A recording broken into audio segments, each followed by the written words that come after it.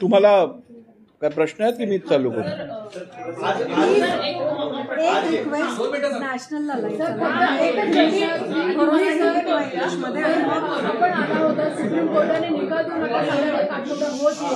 आज तुम्ही देखील अधिकाऱ्यांबरोबर एक प्राथमिक बैठक घेतलेली आहे.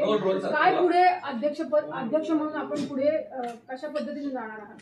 मान्य सर्वोच्च न्यायालयाने ह्या ज्या याचिकावर सुनावणी पूर्ण झालेली आणि निकाल ज्याची सर्वजण वाट पाहत होते तो निकाल आता दिलेला आहे. आणि मी सर्वप्रथम सर्वोच्च न्यायालयाचं अभिनंदन करू इच्छितो की त्यांनी संविधानिक शिस्त कायम ठेवत हा निर्णय दिलेला आहे. आपल्या सर्वांना माहीत आहे की भारताच्या संविधानामध्ये कार्यकारी मंडळ म्हणजेच एक्झिक्युटिव्ह, लेजिस्लेचर म्हणजेच विधिमंडळ आणि न्यायमंडळ म्हणजे ज्युडिशरी या तिघांनाही आपापल्या कार्यक्षेत्रात राहून आपापल्या दिलेल्या जबाबदाऱ्या पार पाडण्याची मॅन्डेट हे संविधानाने दिलेलं आहे. आणि त्याचा आदर राखत अध्यक्षांचा अधिकार हे अबाधित ठेवत या याचिकांविषयीचा निर्णय घ्यायच्या संदर्भातले अधिकार हे संपूर्णपणे अध्यक्षांचेच आहेत. ह्याला शिक्कामोर्तब करत सुप्रीम कोर्टने हा जो निर्णय घेतलेला आहे त्याचं मी स्वागत करतो. नंबर 2, हा निर्णय घेतल्यानंतर अध्यक्षांवर जी जबाबदारी आहे ती जबाबदारी पार पाडत असताना विधानसभा अध्यक्ष म्हणून मी ह्या याचिका ठरवण्यात कोणताही विलंब किंवा उशीर कारणाशिवाय उशीर लावणार नाही असं सांगत असताना लवकरात लवकर आपण ह्या याचिकांवरती निर्णय घेऊ. परंतु लवकरात लवकर निर्णय घेत असताना कुठच्याही प्रकारची घाईही आपण करणार नाही हे पण मी स्पष्टपणे नमूद करू इच्छितो.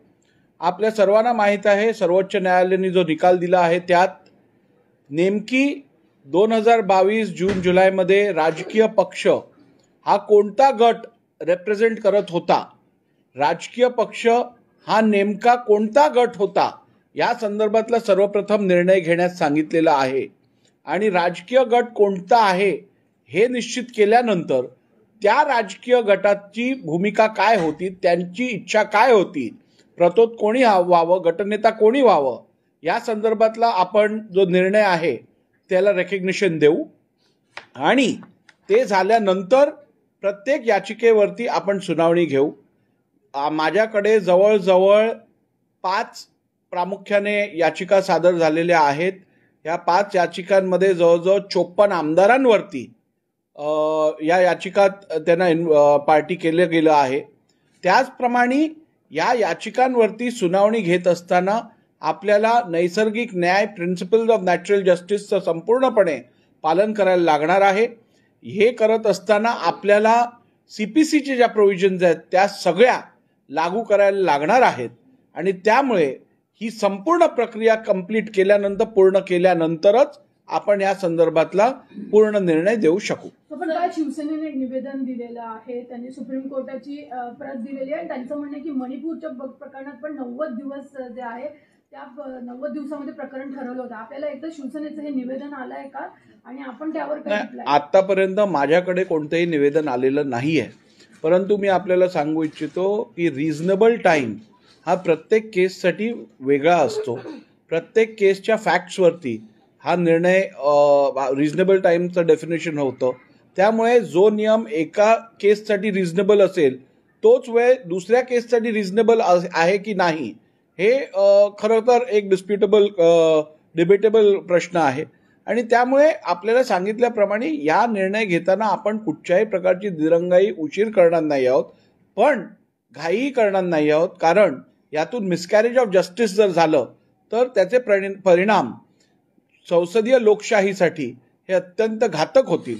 त्यामुळे ही जबाबदारी लक्षात घेऊन आपल्याला संपूर्ण प्रोसिजर रूल्सचं पालन करूनच निर्णय घ्यायला लागेल. तुम्ही आजच्या बैठकीमध्ये काय टाइम फ्रेम ठरवलाय का सर? एक मिनिट, आजच्या बैठकीमध्ये काय टाइम फ्रेम ठरवलाय का तुम्ही? असणार आहे कारण मी आज जर आपण बघितलं जर तो वर्षभर असेल तर लगेच निवडणुका लागू शकते. नाही बघा, रिझनेबल टाइम म्हणजे ही सगळी प्रक्रिया पूर्ण करण्यासाठी जेवढा वेळ लागतो तो रिझनेबल टाइम असेल. आता राजकीय पक्ष नेमका कोण आहे हे ठरवण्यासाठी इलेक्शन कमिशनला 3-6 महिने लागलेच. हा पिटिशनचा निर्णय द्यायला पण कोर्टाला 10 महिने लागलेत. आपण त्यावेळेला असं म्हणालो नाहीत की घाई करून निर्णय द्या 2 महिन्यात. त्यामुळे मी आपल्याला आश्वासित करू इच्छितो की हा निर्णय मी लवकरात लवकर घेईन, परंतु हा निर्णय घेताना संविधानात दिलेल्या प्रत्येक तरतुदी, त्याचप्रमाणे disqualification of members on the grounds of defection rules, यात दिलेल्या सगळ्या प्रोव्हिजन्स आणि सुप्रीम कोर्टाने दिलेल्या गाईडलाईन्स, या सगळ्यांचा वापर करून विचार करून ह्यांच्या आधारावरतीच आपण पुढचा निर्णय घेऊ. हा निर्णय संपूर्ण सांगायची गरजही नाही.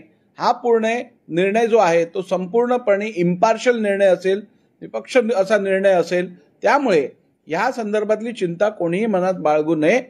जो निर्णय येईल तो नियमानुसार आणि घटनेनुसारच असेल. बिहार राज्यामध्ये असाच निर्णय देण्यात आला होता आणि निवडणुकीच्या जवळपास 2 महिने आधीच डिस्क्वालिफिकेशन करण्यात आला होता. बिहार राज्याची स्टडी करून तसाच निर्णय आपण पण करणार आहे की निवडणुकीच्या जवळच आपण डिस्क्वालिफिकेशन करणार? नाही, तर मला वाटतं अशा प्रश्नाचं काय उत्तर देणार. मी तुम्हाला आत्ताच सांगितलं की जेवढा वेळ कमीत कमी वेळ लागेल तेवढ्या वेळात आपण निर्णय देऊ.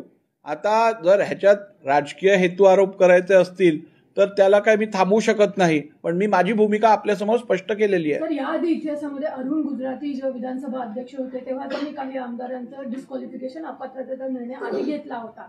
त्याचा कितपत आपल्याला यासाठी रेफरन्ससाठी होईल आणि तेव्हाचा काळ? नाही बघा, अपात्रते संदर्भातला निकाल जो असतो, निर्णय जो असतो, तो केस टू केस फॅक्ट्सवरती अवलंबून असतो.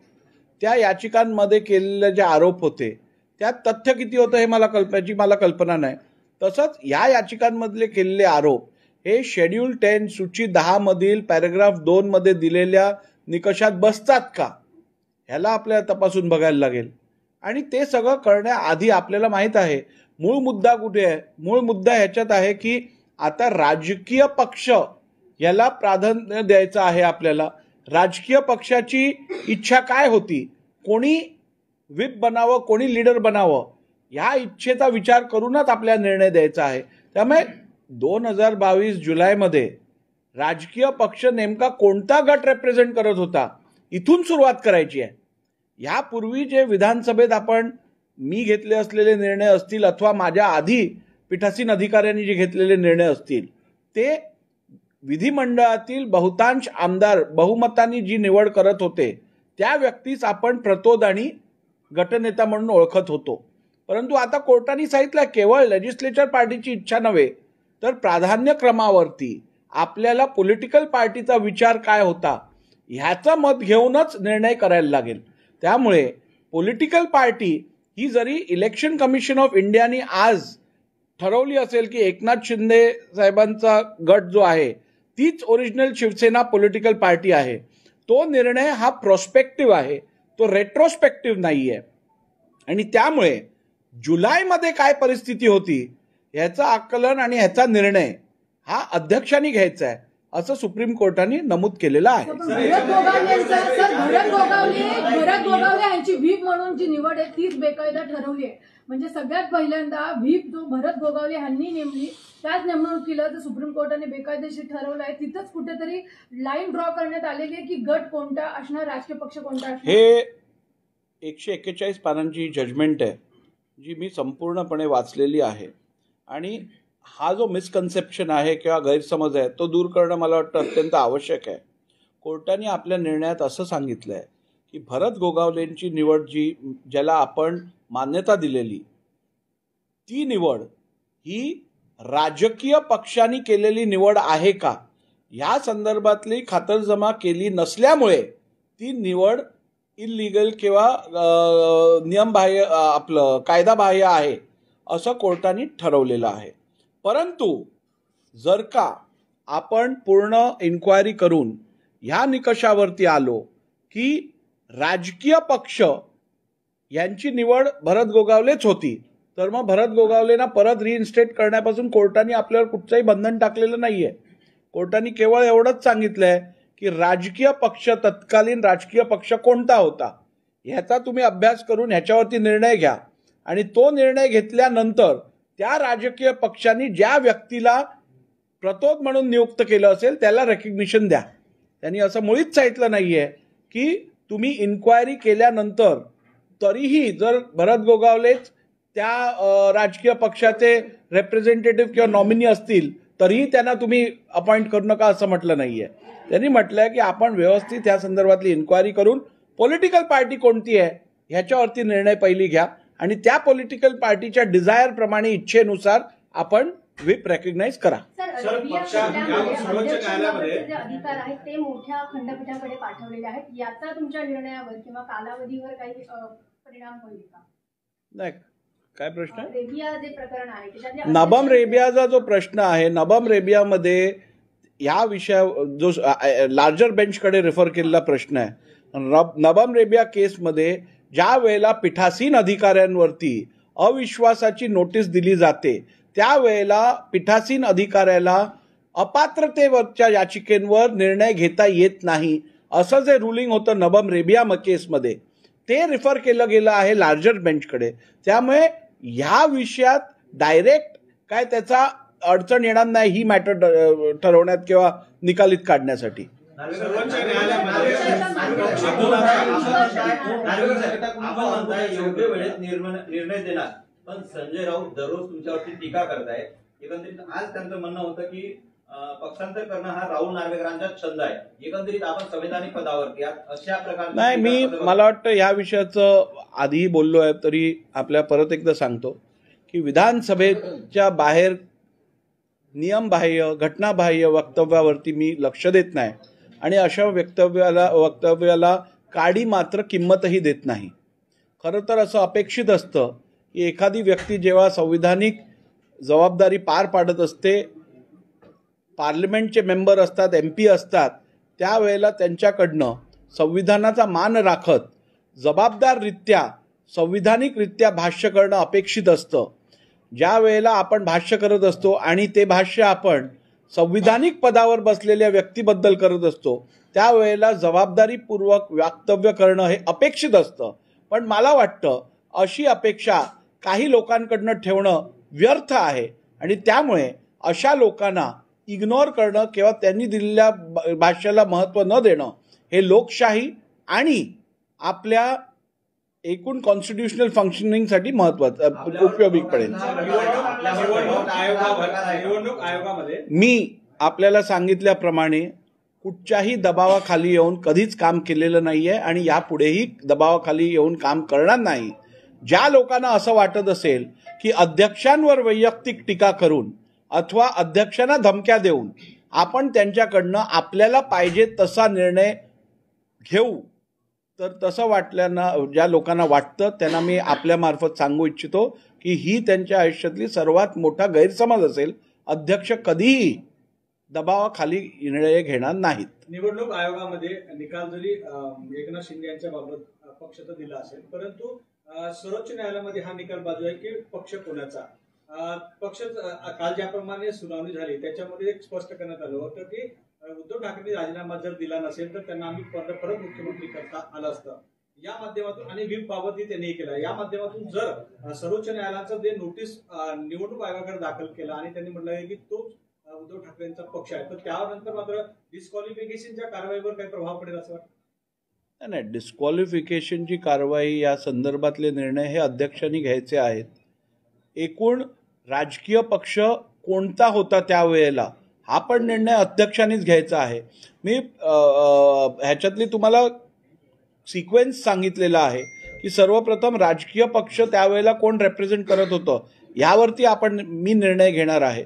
तो निर्णय झाल्यानंतर त्या राजकीय पक्षांनी कोणाला व्हिप म्हणून अपॉइंट केलं त्याला रेकग्निशन मी परत देणार आहे आणि ते झाल्यानंतर याचिका ज्या दाखल झालेल्या आहेत त्या याचिकांवरती मेरिट बेसिसवरती आपण निर्णय घेणार आहोत. पण कोर्टाने असं सांगितलेलं आहे की जुलैमध्ये जी मूळ संविधान होतं पक्षाचं शिवसेना ते तुम्हाला ग्राह्य धरायचं आहे. बरोबर आहे ना. त्यानुसार पक्षप्रमुख हे उद्धव ठाकरे आणि उद्धव ठाकरेंकडे सगळे अधिकार होते. पक्ष संविधान जे इलेक्शन कमिशनकडे पक्षाच्या संविधानाची प्रत आहे ती आम्ही मागवून त्याचा अभ्यास करून त्या संविधानात दिलेल्या तरतुदीनुसार निवडणुका झाल्या आहेत का, त्या संविधानात दिलेल्या तरतुदीनुसार त्या पक्षाचं कार्य चालत आहे का, इलेक्शन कमिशनचे जे नियम आहेत त्या अनुसार ते संविधान आहे का, या सगळ्या बाबींचा तपास करून आम्ही पुढचा निर्णय घेऊ. मला 1 वर्ष लागेल.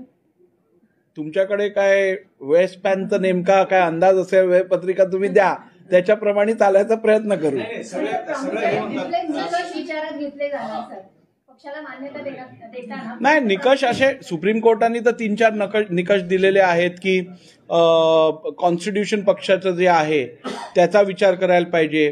त्यानंतर ऑर्गनायझेशनल स्ट्रक्चर जे आहे त्याची मेजॉरिटी कुठे आहे, कशी आहे, त्याचा विचार करायला पाहिजे. त्यानंतर निवडून आलेले सदस्य जे आहेत त्यांची मेजॉरिटी कुठे आणि कोणाबरोबर आहे ह्याचा विचार करायला पाहिजे.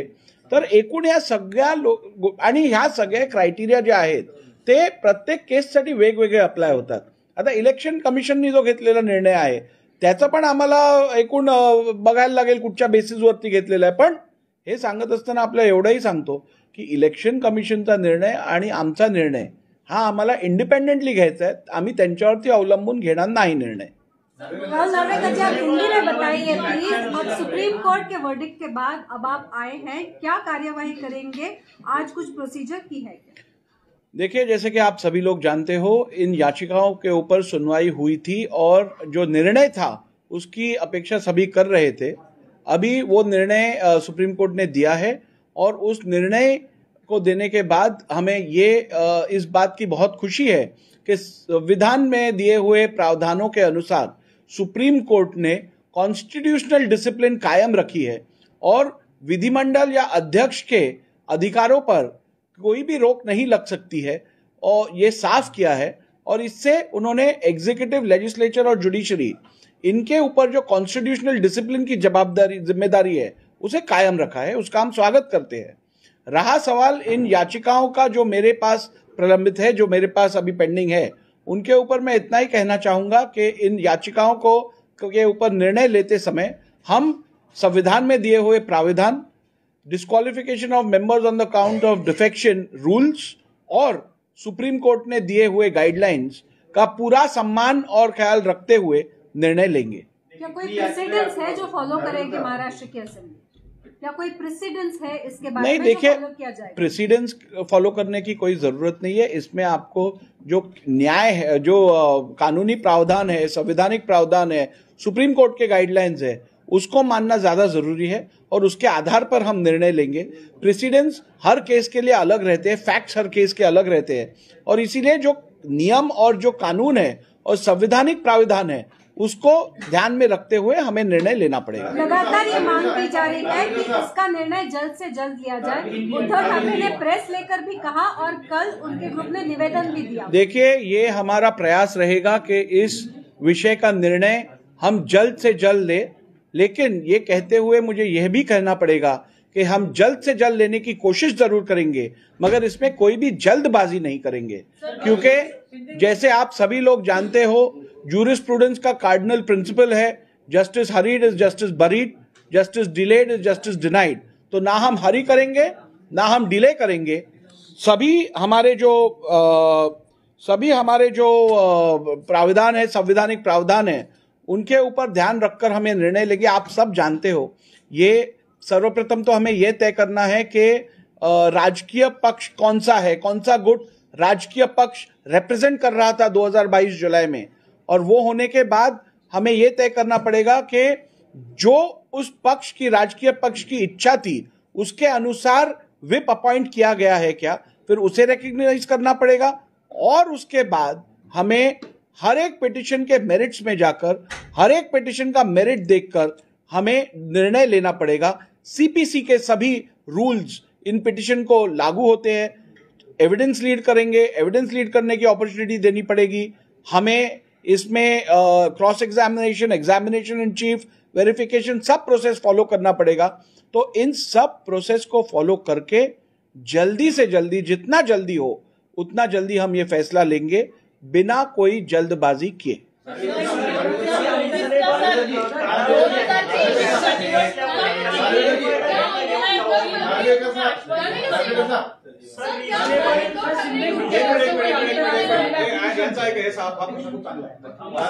सर, रीजनेबल कालावधी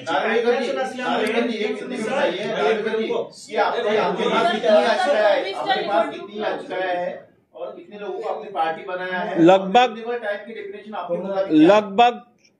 54 विधायकों में को इसमें पार्टी किया गया है। मेरे पास 5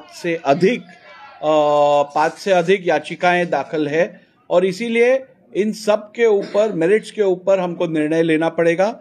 रीजनेबल टाइम जो आप बोल रहे हैं वो इस समय मैं आपको बता नहीं सकता, क्योंकि प्रोसेस फॉलो करके इन सब को नोटिसेस देकर उनकी प्रिंसिपल्स ऑफ नेचुरल जस्टिस और नैसर्गिक न्याय के तत्वों के ऊपर उनकी बात हमें सुननी पड़ेगी, उसके बाद हम फैसला लेंगे। रिजनेबल कालावधीची व्याख्याच नसल्यामुळे याचा गैरफायदा हिंदी चालू है ना, हिंदी चालू है, हिंदी हो जाओ ना। रिजनेबल कालावधीची व्याख्याच नसल्यामुळे सर ये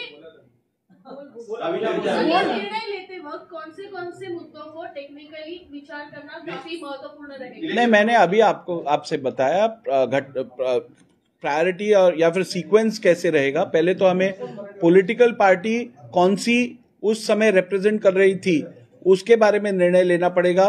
उद्धव ठाकरे जी जो ग्रुप रिप्रेजेंट कर रहे हैं या एकनाथ शिंदे जी जो ग्रुप रिप्रेजेंट कर रहे हैं, उनमें से कौन सा ग्रुप अधिकृत पार्टी रिप्रेजेंट कर रहा था, उस विषय में हमको पहले निर्णय लेना पड़ेगा और उसके बाद हमें यह निर्णय लेना पड़ेगा कि उस पॉलिटिकल पार्टी का डिजायर कौन विप बने इसमें था, उनकी इच्छा क्या थी, किसको विप बनाना उनकी इच्छा थी, ये तय करना पड़ेगा।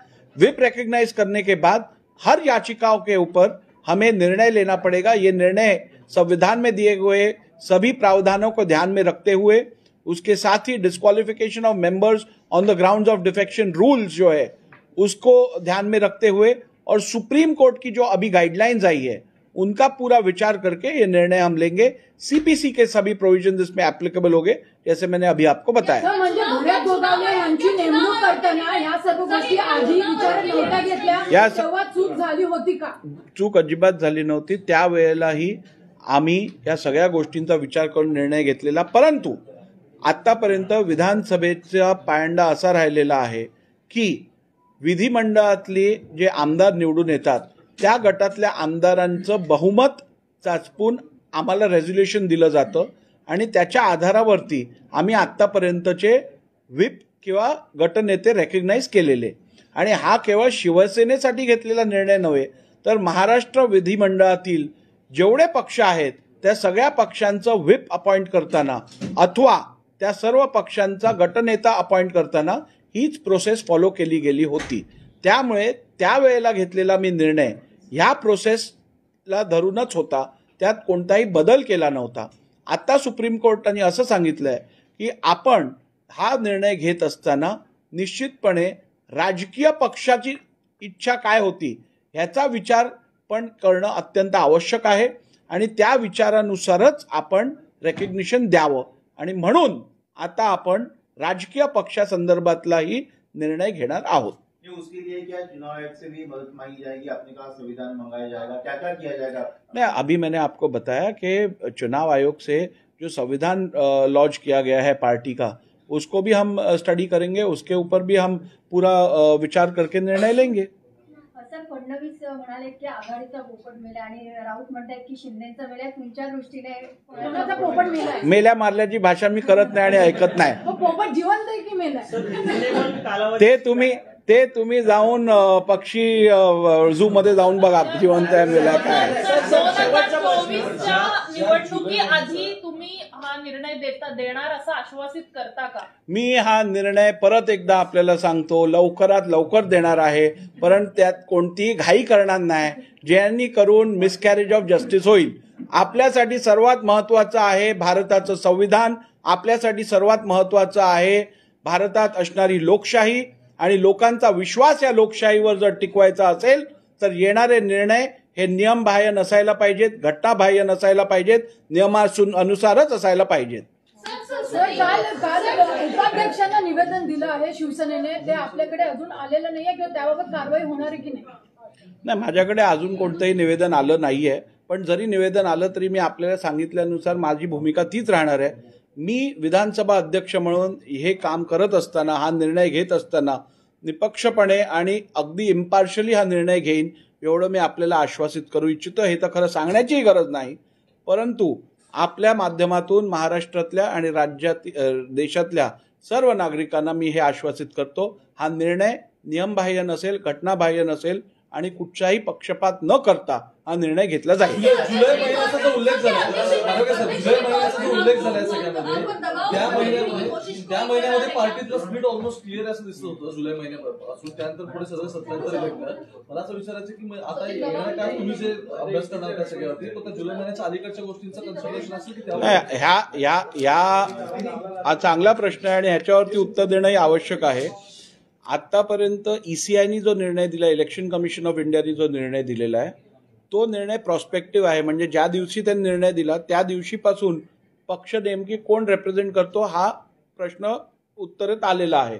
परंतु इलेक्शन कमिशनचा निर्णय हा कधी रेट्रोस्पेक्टिव्ह नसू शकतो, पाठच्या काळासाठी नसू शकतो, पुढच्या काळासाठी असतो. तर 2022 मध्ये ज्या वेळेला हे डिफेक्शनचे पिटिशन्स फाईल झाले त्यावेळेला पक्ष कोणाच्या कंट्रोलमध्ये होता किंवा पक्ष कोण रिप्रेझेंट करत होता हे समजून घेणं आवश्यक आहे. आणि तो निर्णय घेतल्यानंतरच आपल्या पुढचे निर्णय घेता येतील. म्हणून मी जो निर्णय देईन तो रेट्रोस्पेक्टिव्ह असेल, पाठच्या काळासाठी असेल, 2022 जुलैपासूनचा असेल.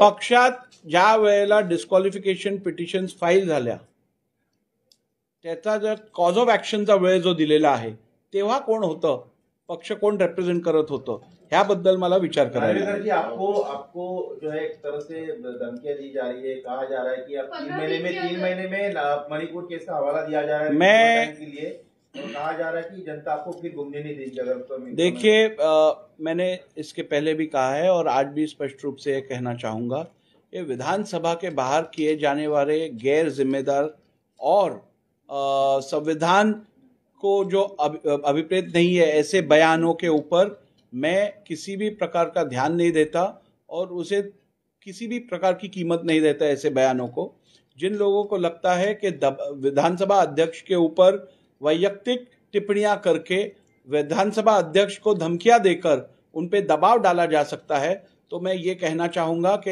ऐसे दबाव के अंदर आकर मैं कभी काम नहीं करता हूँ और ऐसे दबाव का मेरे ऊपर कोई परिणाम भी नहीं होता है. जो निर्णय मैं लूंगा वो संविधान में दिए हुए प्रावधानों के अनुसार, नियमों के अनुसार लूंगा. आमतौर पर यह अपेक्षा रहती है कि जो व्यक्ति संसद में काम कर रहा हो, जो संवैधानिक पद पे बैठकर काम कर रहा हो, वो व्यक्ति जिम्मेदारी से अपने बयान करेगा. किसी कॉन्स्टिट्यूशनल पोस्ट पे बैठे हुए व्यक्ति के बारे में गलत बयान नहीं करेगा. लेकिन मुझे लगता है ऐसी अपेक्षा कुछ लोगों से करना बेकार है और इसीलिए ऐसी अपेक्षा न करते हुए उन्होंने किए हुए बयान को नजरअंदाज करना ये लोकशाही और संविधान के सुरक्षा के लिए उत्तम रहेगा.